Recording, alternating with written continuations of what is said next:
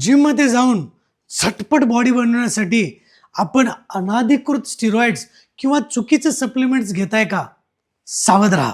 या तात्पुरत्या बॉडी बिल्डिंगच्या नादामध्ये तुम्ही तुमचं पुरुषत्व आणि बाप बनण्याची क्षमता कायमस्वरूपी घालवू शकता. या सिंथेटिक स्टेरॉइड्समुळे शरीरामध्ये नॅचरली टेस्टोस्टेरॉन बनण्याची क्षमता पूर्णपणे बंद होते आणि त्याचाच दुष्परिणाम म्हणून स्पर्म काउंट कमी होतो, मोटिलिटी कमी येते, ॲबनॉर्मल स्पर्म्स होतात, आपली लैंगिक इच्छा कमी होते, वंध्यत्वासारख्या समस्येला सुद्धा सामोरं जावं लागतं. पण घाबरू नका. अशा प्रकारच्या सप्लिमेंट जर तुम्ही घेतल्या असाल तर आयुर्वेदिक तज्ज्ञांना भेटणं गरजेचं आहे.